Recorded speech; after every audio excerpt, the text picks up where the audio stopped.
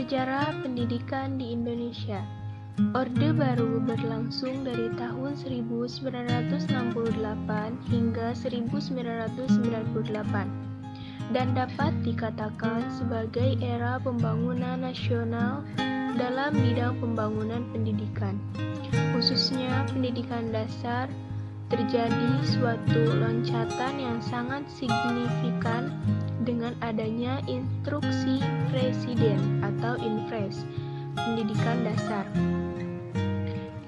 Namun, Inpres ini hanya berlangsung dari segi kuantitas tanpa diimbangi dengan kualitas. Yang terpenting pada masa ini adalah menciptakan lulusan terdidik sebanyak-banyaknya tanpa memperhatikan kualitas belajar dan hasil didikan.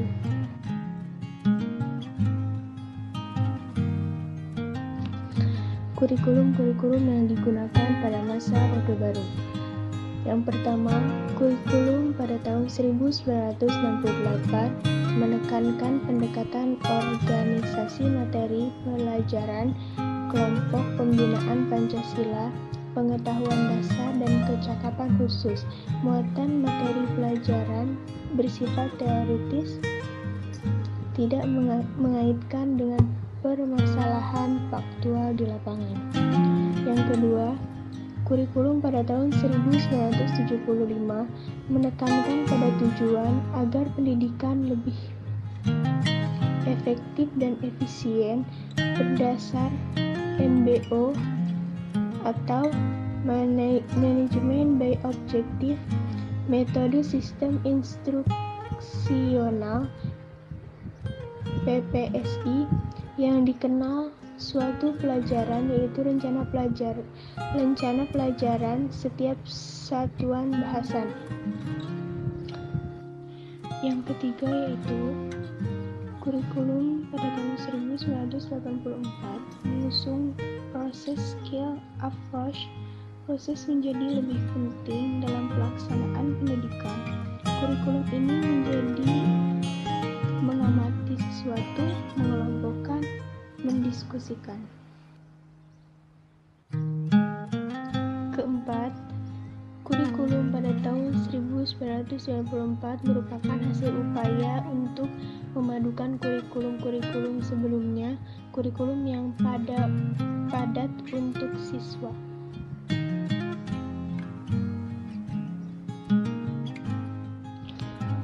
Hal yang tercipta pada masa Orde Baru.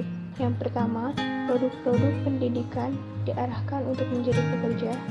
Yang kedua, lahirnya kaum terdidik yang tumpul akan kepekaan sosial dan banyaknya anak muda yang berpikir positivistik. 3. Hilangnya kebebasan berpendapat. 4. Sistem doktrinisasi, yaitu sebuah sistem yang memaksakan untuk mengikuti penataran P4 yang berisi tentang hafalan butir-butir Pancasila. 5. Menolak segala bentuk budaya asing, baik itu yang mempunyai nilai baik ataupun mempunyai nilai buruk. 6. Sistem yang otoriter.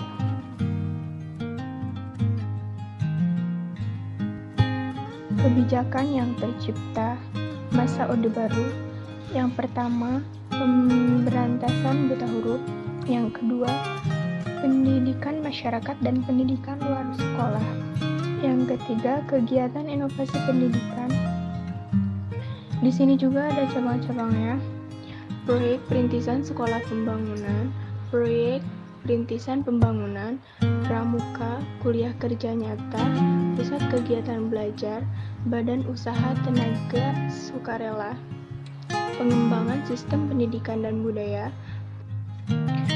program pembinaan bakat, proyek percobaan radio pendidikan, pendidikan luar biasa. Dan yang terakhir 4 yaitu pembinaan generasi muda.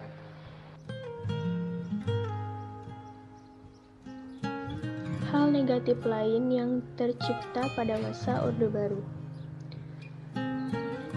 Di antaranya ada 3. Yang pertama, produk-produk pendidikan diarahkan untuk menjadi pekerja.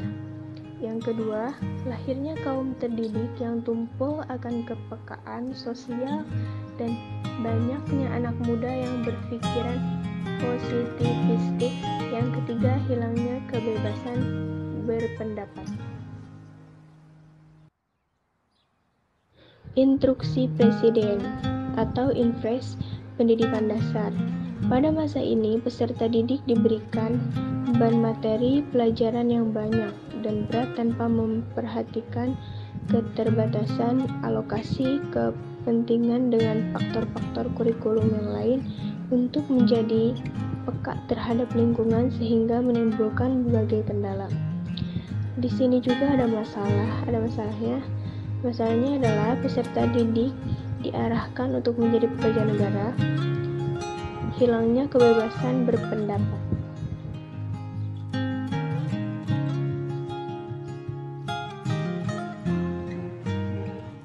Baik, saya akan menyimpulkan kesimpulan dari pendidikan pada masa Orde Baru, yaitu pendidikan Orde Baru berlangsung dari tahun 1968 sampai 1998 dan dapat dikatakan sebagai era pembangunan nasional. Namun, yang disayangkan adalah pengaplikasian Impres ini hanya berlangsung dari segi kuantitas tanpa diimbangi dengan perkembangan kualitas. Nah, di sini juga ada kurikulum yang digunakan pada masa Orde Baru, yaitu ada 4. Yang pertama, kurikulum pada tahun 1968. Yang kedua, kurikulum pada tahun 1975. Yang ketiga, kurikulum pada tahun 1984. Yang keempat, kurikulum pada tahun 1994. Kebijakan pemerintah tentang pendidikan Orde Baru ada 4, diantaranya yang pertama, pemberantasan buta huruf. Yang kedua, pendidikan masyarakat dan pendidikan luar sekolah. Yang ketiga, kegiatan inovasi pendidikan. Yang keempat, pembinaan generasi muda.